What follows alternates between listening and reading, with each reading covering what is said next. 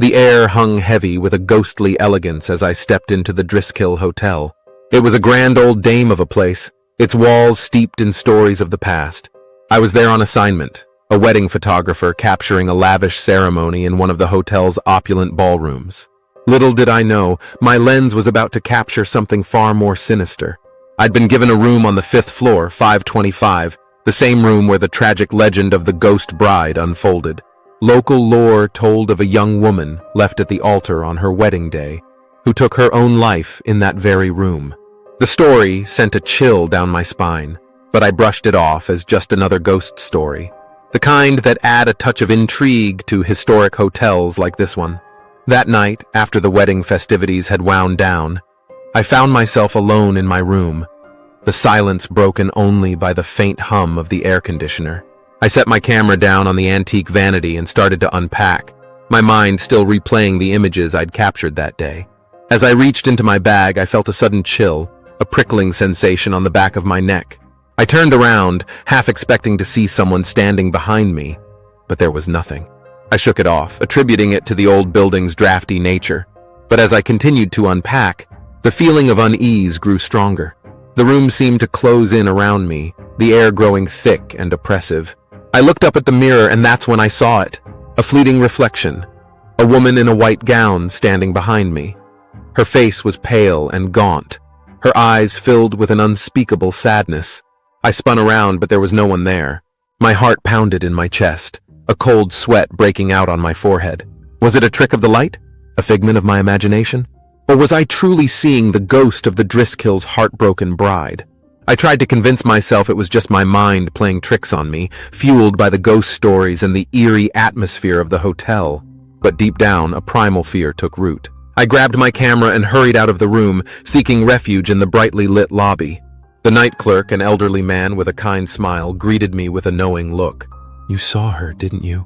he asked softly, his voice barely above a whisper. I nodded, my voice caught in my throat. He sighed. "It happens sometimes. She's a restless spirit, poor thing."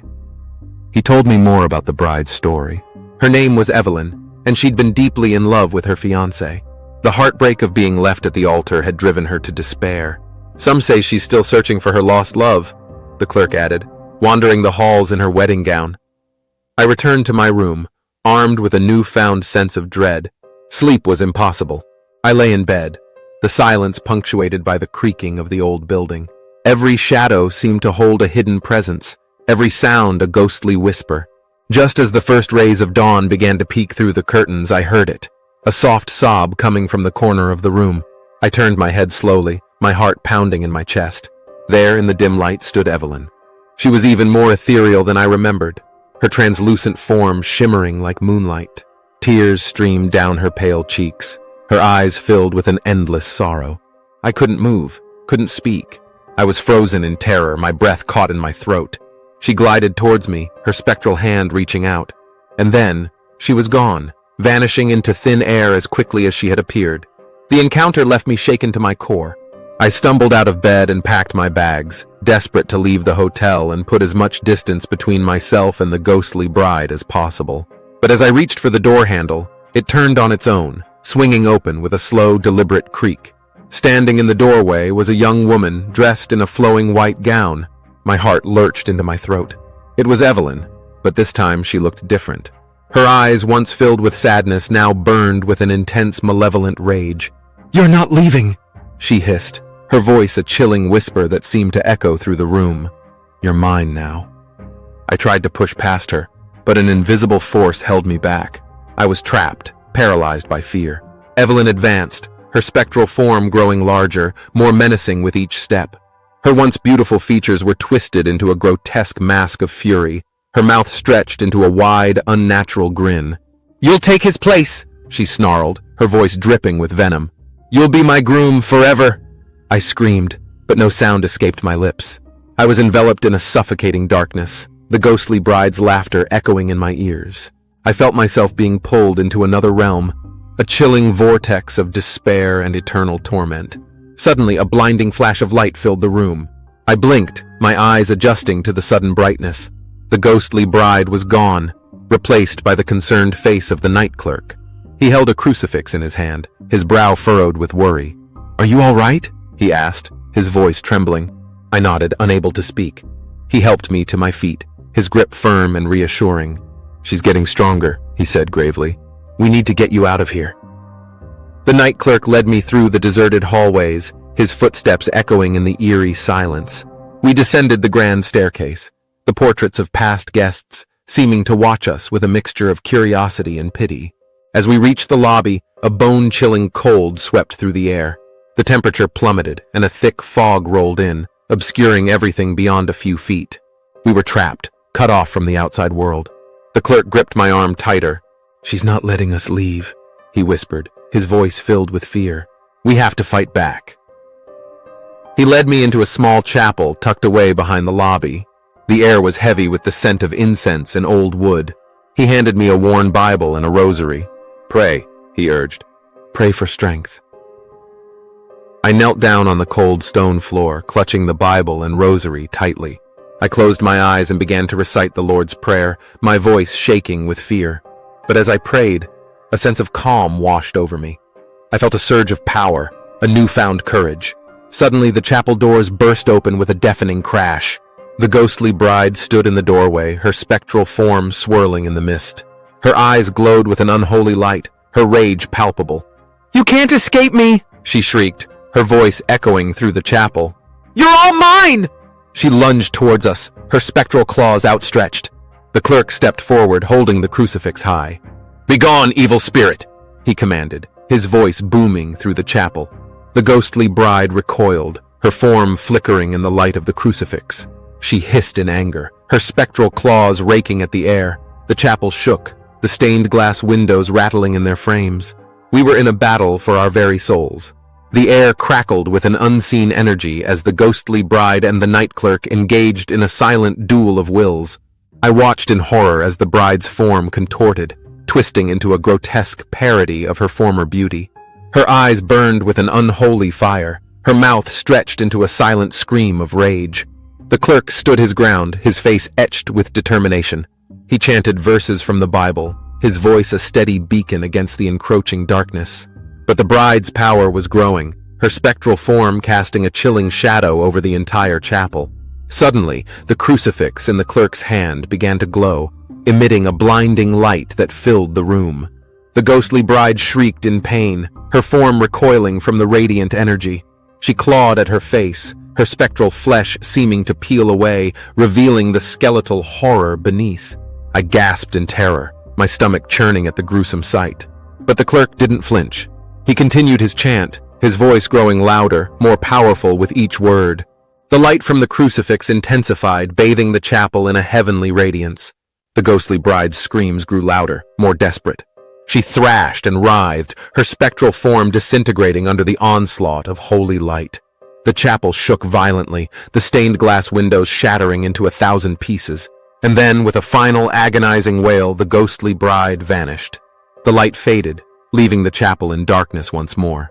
The only sound was the heavy breathing of the night clerk, his face pale and sweat-drenched. He turned to me, a weary smile on his lips. "It's over," he said softly. "She's gone." I looked around the chapel, the broken glass crunching under my feet. The air was still, the silence heavy with the aftermath of the spectral battle. But was it truly over? Or was this just a temporary reprieve? The night clerk and I stumbled out of the chapel, the silence of the hotel now even more profound. We made our way back to the lobby, the debris of the shattered stained glass windows crunching beneath our feet. The fog had lifted, but the air still hung heavy with an unsettling chill. "She's gone for now," the clerk said, his voice raspy. "But she'll be back. They always come back." His words sent a shiver down my spine. The thought of that malevolent spirit returning filled me with a sense of dread I couldn't shake. I needed to leave, to get as far away from the Driskill Hotel as possible. The clerk seemed to read my thoughts. "You should go," he said, nodding towards the front door. "Don't look back." I hesitated, my gaze lingering on the grand staircase that led to the 5th floor. A part of me wanted to stay, to face the ghostly bride again, to understand her torment. But the memory of her skeletal visage, her burning rage was too fresh in my mind. I turned and walked towards the exit, my footsteps echoing in the empty lobby. As I reached the door, I glanced back one last time. The hotel stood silent, its facade a mask hiding the horrors within. I stepped out into the cool morning air, the city of Austin awakening around me. The sun was rising, casting a warm glow over the streets. It felt like a world away from the darkness I had just experienced. I hailed a taxi and gave the driver the address of the nearest train station. As the car pulled away from the curb, I looked back at the Driskill Hotel, its imposing presence shrinking in the distance. I had escaped, but the ghostly bride's image was seared into my memory. I knew I would never forget the horrors I had witnessed, the terror I had felt. And as the taxi sped away, a chilling thought struck me. Was I truly free? Or had a part of the Driskill's darkness followed me out into the world? Days turned into weeks, and the horrors of the Driskill Hotel began to fade like a bad dream. I threw myself into my work, trying to bury the memories beneath a mountain of assignments. But every time I looked through my camera lens, I couldn't help but see Evelyn's spectral face superimposed over the smiling faces of my subjects. One evening, as I was developing photos from a recent wedding, I noticed something strange. In the background of one of the shots, a hazy figure stood in the shadows, a woman in a white gown. My heart pounded in my chest. It couldn't be, could it? I zoomed in on the image, my hands shaking. The figure was blurry, indistinct, but there was no mistaking the silhouette of a wedding dress. A cold sweat broke out on my forehead. Evelyn had followed me. She was still haunting me, even here, hundreds of miles away from the Driskill Hotel. Panic set in. I frantically searched my apartment, checking every closet, every corner. But there was no sign of her. I tried to convince myself it was just a trick of the light, a smudge on the lens. But deep down I knew the truth. That night I barely slept. Every creak of the floorboards, every whisper of the wind sent my heart racing. I clutched the rosary the night clerk had given me, its beads digging into my palm. The next morning, I woke to find a white rose lying on my pillow. Its petals were pristine, its scent intoxicating. But there was something sinister about its beauty, something that chilled me to the bone. I knew then that I couldn't run anymore.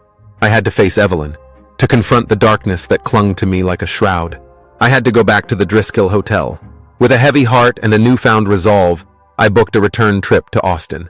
The Driskill Hotel loomed before me, its grandeur now tainted by the horrors I had witnessed. I stepped into the lobby, its familiar scent of old wood and polished marble sending a shiver down my spine. The night clerk, his face etched with worry, greeted me with a solemn nod. "You've come back," he said, his voice barely above a whisper. "I knew you would." I followed him to the chapel, the scene of our previous confrontation. The broken stained glass windows had been replaced, but the air still crackled with an unsettling energy. "She's waiting for you," the clerk said, handing me the crucifix. "But this time, we'll do things differently."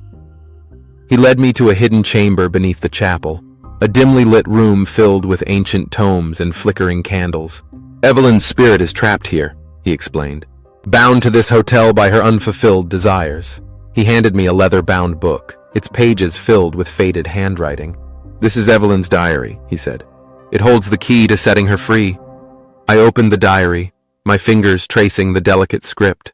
Evelyn's words painted a picture of a young woman deeply in love, her dreams shattered by a cruel betrayal. As I read, a wave of empathy washed over me. I understood her pain, her anger, her desperation. "She doesn't want revenge," the clerk said softly. "She wants closure." Together, we devised a plan. We would hold a symbolic wedding ceremony in the chapel, fulfilling Evelyn's long-denied wish.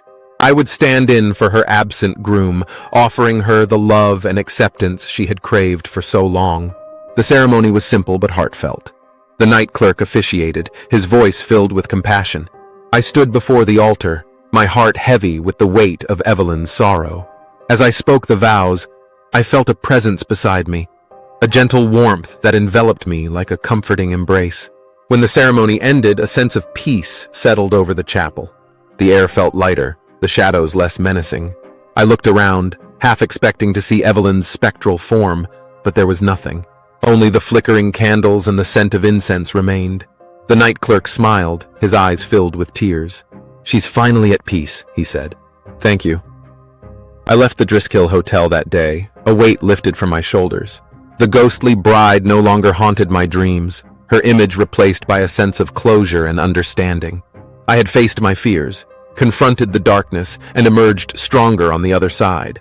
The experience changed me, leaving me with a deeper appreciation for the fragility of life and the enduring power of love. And as I continued my journey as a wedding photographer, I carried Evelyn's story with me, a reminder that even in the face of tragedy, there is always hope for healing and redemption.